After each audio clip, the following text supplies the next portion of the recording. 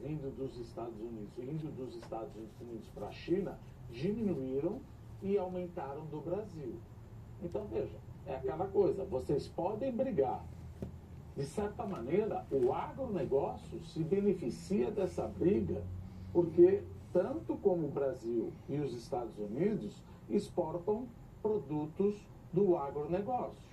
Então, eu estou colocando uma retaliação em cima da retaliação, como aconteceu no primeiro mandato de Trump. Agora, o que eu absolutamente não gosto é do termo barganha. Do tipo, olha, eu vou entrar na Rota da Seda, uma coisa. Eu estava aqui num grupo nosso aqui, que é o grupo dos veteranos, né? E aí uma pessoa do grupo, grupo de direita, tá? Falou assim que a eleição nos Estados Unidos, que aconteceu nos Estados Unidos, não tem nada a ver com a política brasileira, com o povo brasileiro, com o Brasil. Cara, isso me deu uma... Eu pensei assim comigo, cara, eu sou professor de história, você sabe que eu sou professor de história, e isso me deu uma revolta tão grande, como que uma pessoa de direita,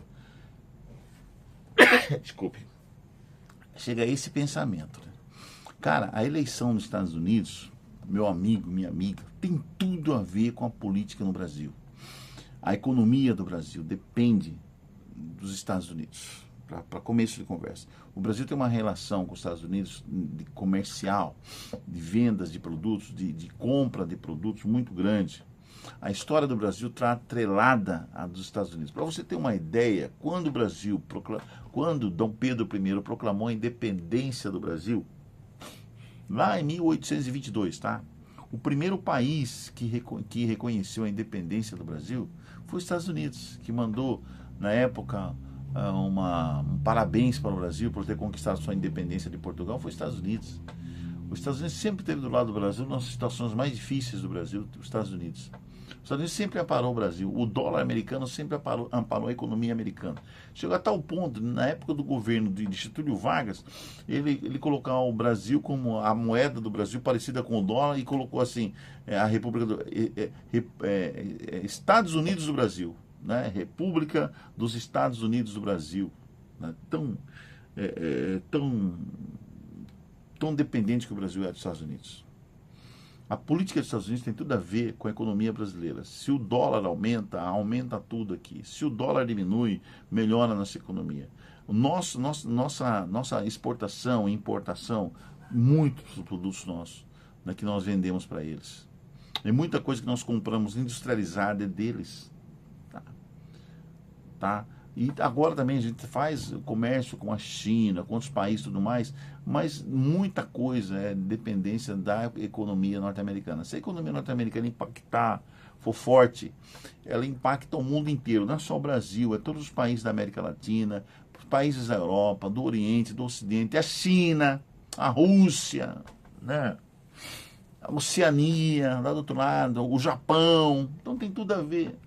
Aí eu fico pensando onde que essa pessoa fez ensino médio, onde que ela estudou, né, que livros que ela leu, que ela lê, né, como que ela está vendo o mundo quando ela fala que não tem nada a ver. Eu falo, meu Deus do céu. Bom, mas vamos mudar de assunto, porque não adianta, né? Outro assunto que eu queria falar hoje, eu estava assistindo um vídeo hoje de um tal de...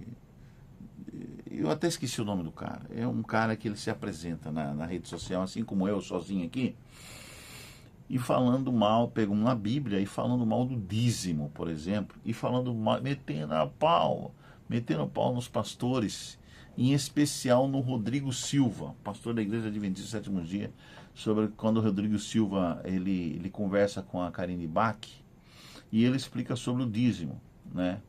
E esse cara, ele tentando provar dentro da Bíblia, não provou nada, ele pegou a Bíblia, falou, no livro de Hebreus e outros livros, e ele não provou nada. E ele xingou tanto o Rodrigo Silva, falou que o Rodrigo Silva é um falso profeta, que não sei o quê, que é um falso pastor, que não sei o quê.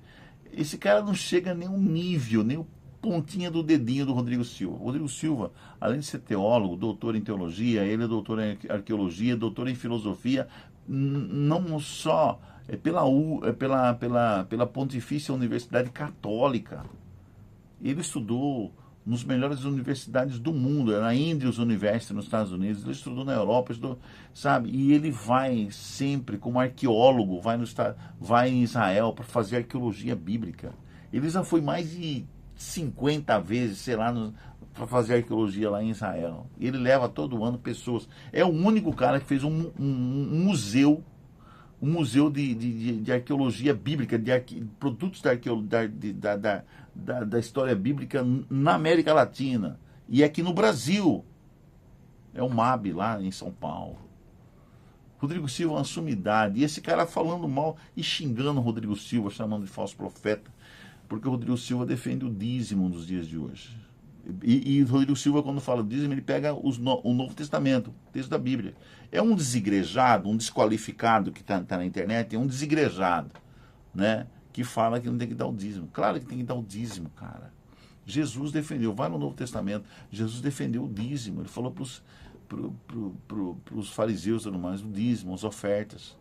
Como é que você vai manter a obra de Deus? Como é que você vai manter a igreja? Como é que você vai manter o trabalho missionário no mundo todo? Levar pastores e pessoas para pregar o evangelho no mundo todo, se você não dá um salário para esses caras trabalharem, não tem um dízimo? Como é que o pastor vai pegar o dinheiro dele para ir num trabalho missionário lá na China, lá na Índia, lá em uns países que não conhecem o evangelho, se ele não tiver um ganho, não tiver um salário, um dízimo mantido pelas pessoas que frequentam as igrejas para manter o salário desse pastor, para ele trabalhar?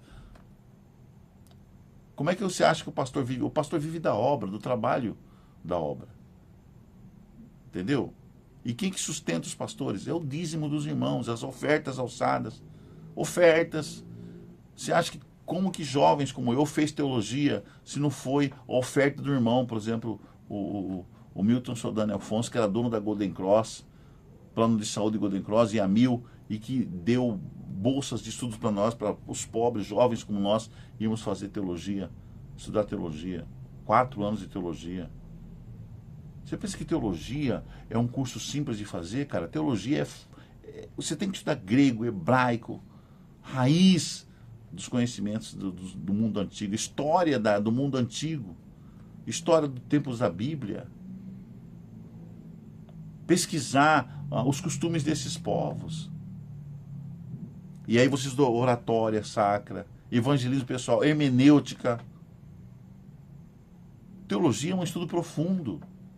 E trabalho também junto às comunidades ali, pobres ao redor, como igreja, como missionário.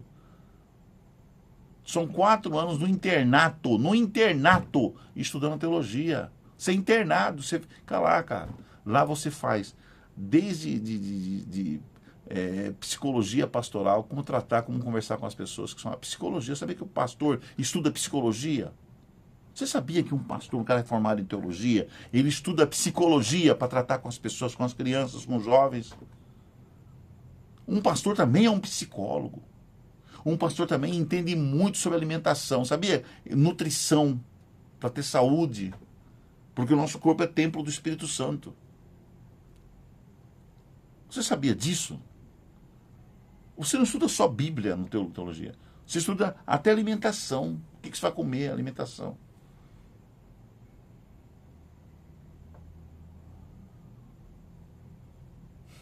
Sabe? E aí o cara metendo pau, falando do Rodrigo, xingando ele, falando. Falei, cara, que sujeito desqualificado. Pior que esses caras, eles falam mal do outro, que é da igreja também, que é crente, que é cristão. Fala mal mesmo e não dá chance do outro se defender. Por que ele, em vez de falar mal do cara, não chamou o cara para vir no programa dele ali, para ele conversar com o cara e debater tete a tete sobre o assunto, dízimo, ofertas? Por que tem que falar mal do outro? Desqualificar o outro? Pelo amor de Deus, rapaz, se você é cristão de fato, você jamais vai falar mal de um pastor ou de um líder religioso se ele não está presente para se defender. Para começar, está tudo errado. Você falando mal de uma pessoa, sendo que ela não está presente para se defender. Ainda a nível teológico. Você vê que hoje a internet aceita tudo, cara. Aceita de tudo. Até um paspalho como esse. E a pessoa usando a Bíblia para falar mal do outro. Por isso que muita gente não entra para a igreja nenhuma, sabia? Essa é a culpa de muita gente que não vai à igreja nenhuma, porque lá encontra pastores que vão pregar para falar mal de outra igreja, de outra igreja cristã. E Cristo falou assim, ama o teu próximo, ama, ama, ama. E as pessoas se desqualificando, chamando o outro de seita e tudo mais. E se dizem cristãs. Olha, não dê ouvidos a nenhum cara que está na internet falando que outra igreja é seita, que é isso, xingando pastores, falando coisa, entendeu que pastor é isso, é aquilo, que líder de igreja é isso, é aquilo, sendo que o pastor não dá. Não deu. Isso aí é Satanás, cara. É um cara falando, e usando a Bíblia, porque Satanás usa a Bíblia também, para desqualificar a igreja, desqualificar os irmãos. Não dê ouvido a esse tipo de gente. Vai para outro canal. Não se inscreve num canal desse. Não dê audiência para um filho do cão desse aí. Pelo amor de Deus. Cristo ensinou que nós devíamos buscar a paz entre os irmãos. Amar o próximo como a si mesmo. É isso que Cristo ensinou. Quando você fica dando ouvido a um tipo de coisa dessa aí, você não está cumprindo a vontade de Cristo. Então sai desse tipo de canal e não se inscreve num canal desse, não. Você vai lá, tantos inscritos, por que está seguindo um sujeito desse, velho? Eu fico triste com isso, porque é isso que afasta muita gente sincera, muita gente boa, de não ir à igreja nenhuma, de não querer nem estudar a Bíblia, por causa desse tipo de testemunho nas redes sociais. Não é? Isso que eu queria falar hoje. E outra coisa, eu fiquei muito triste, como um professor de história, tanto dedicando à educação, aí chega uma pessoa de direita e fala que a eleição de um presidente de direita nos Estados Unidos não tem nada a ver com a economia e com a política do Brasil.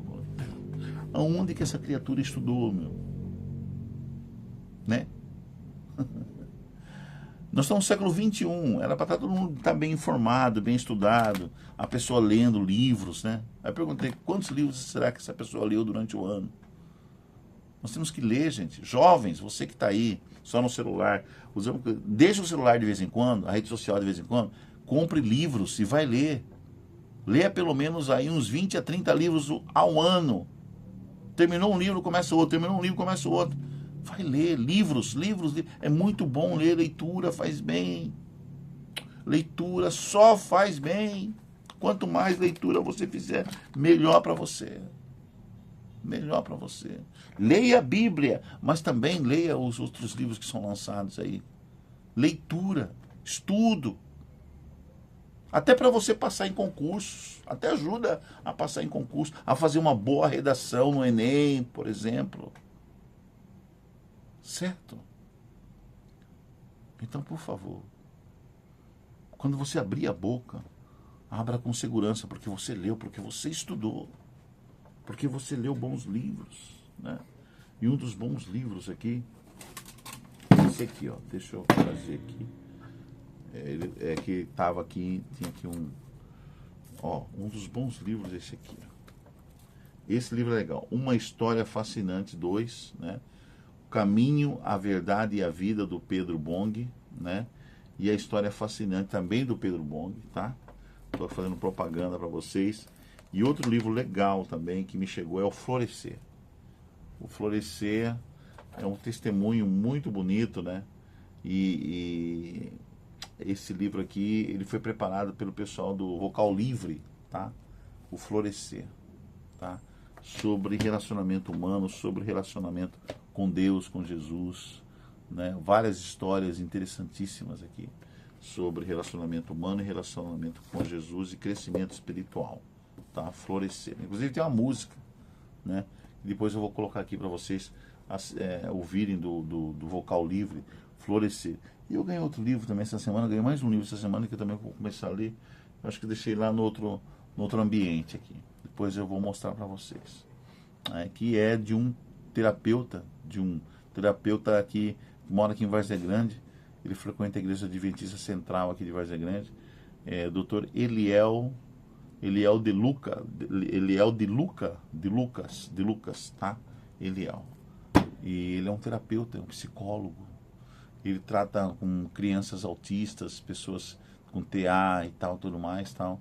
E ele fala da importância, né, do trabalho com esse grupo, né, e também com mães atípicas, pais atípicos, né, sobre autismo, etc. Um monte de coisa que ele fala, tem psicológico.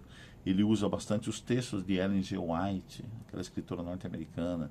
Ele usa vários textos de escritores modernos, né? De vários outros psicólogos atuais, e enfatizando, né, a importância de você incluir e você prestar mais atenção nessa nova geração, né? Principalmente essas crianças especiais que estão nascendo e crescendo hoje em dia, né? Que vai trazer muita alegria para os seus pais ainda, né? Algumas pessoas falam que é maldição. Não é maldição. Eu já vi gente falando, não, é bênção.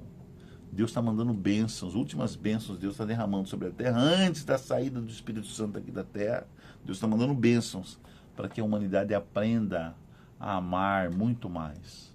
Aprenda a amar, tá? Os DAOs, as pessoas com TDAHs, as pessoas com TEA, né?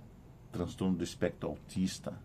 Então, nós temos que amar, porque é isso que vai nos diferenciar no julgamento de Deus. Você aprendeu a amar ou não? Amar o seu semelhante, amar nas crianças, amar todo mundo. Inclusive amar os inimigos. Está difícil amar petista, por exemplo. Está difícil amar o pessoal da esquerda, que só quer o mal, né, de todo mundo. Mas Jesus falou assim, ore por eles. Ore por aqueles que te perseguem. Ore por eles, tá? Até o próximo vídeo, pessoal. Vai um recado ao pessoal que fala mal de pastores, de líderes, sobre doutrinas, sobre pontos, coisas da Bíblia, né? Sem essas pessoas estarem presentes. E aí acusa os pastores de falsos profetas e tudo mais. Será que é falso profeta mesmo? Quando a pessoa cita a Bíblia e mostra que nós devemos ter algumas obrigações em relação a Deus, né? E cita, pega a Bíblia, né? Prova na Bíblia que é necessário hoje em dia manter a obra de Deus na terra. Porque como é que você vai fazer a igreja sobreviver se você não dá condições financeiras para essa igreja sobreviver no mundo capitalista que nós vivemos, um capitalismo selvagem, né? Pastor não trabalha de graça, líder não trabalha de graça, meu amigo. Ele precisa ter um salário para ele trabalhar. Ninguém vive só de vento e luz solar, né? Para você comer, beber e trabalhar em prol das pessoas, você precisa ter um salário, né? E de onde que vem esse salário? Dos dízimos e das ofertas alçadas, ok? Tchau, até o próximo vídeo aqui no Conectado 7. Tchau, tchau.